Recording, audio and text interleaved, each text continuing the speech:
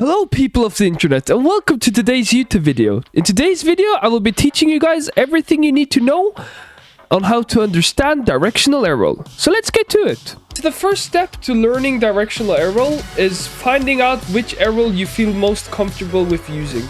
Most people prefer arrow left, but if you prefer arrow right, there's nothing wrong with that. Now to find out what arrow you feel most comfortable with using, you kind of just have to figure that out yourself. An easy way of doing it, for me at least, was just holding down one of the directional arrows and practicing going back and forth from goal and just using the one I felt most comfortable doing it with. So now that you've finally figured out what directional arrow you prefer, this is how you use them. If you're using arrow left, you will mostly be paying attention to the bottom right of the screen, the right side of your joystick. And if you're using arrow right, you will mostly be using the left side of your joystick.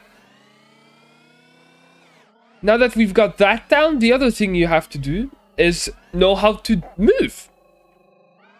So to go left with arrow left, you need to put your joystick in the bottom right. And if you want to go right with arrow left, you need to put your joystick in the top right. And it's the opposite for arrow right. So if you want to go to the right with arrow right, you need bottom left. And if you want to go left with arrow right, you need top left. And then there's the one where you hold all the way out to the side, to the left, or to the right, depending on which one you use, which is just a basic tornado spin, which is basically just how to go as slow as possible in the air. So now that you know how to do it, this is how you can get better at doing it. So for starters, you want to try and fly back and forth in a straight line, holding down directional arrow from goal to goal. And if you fall down and hit the ground and don't make it over, no problem. Just jump back up from where you hit the ground and keep going. When you get a bit used to it, you can start adding some movement, but it will take some time to get used to it. But when you get used to it, you can start fooling around with the left and right by throwing your car out to the left and then air rolling to the right, and throwing your car out to the right and then air rolling into the left and landing in the goal. A thing that needs to be noted about this mechanic is that it's one of the mechanics that takes the most hours to perfect in Rocket League and still hasn't been perfected to this day. Just a lot of people that are really good at it. So it takes a lot of hours to learn this. So don't get angry if you don't understand it at first. Now after you get comfortable doing that, you can load up pillars in free play and try going around the entire map in a circle. Once again, if you fail and hit the ground, just land safely, jump back up, and keep going from where you landed. Or just reset and try again.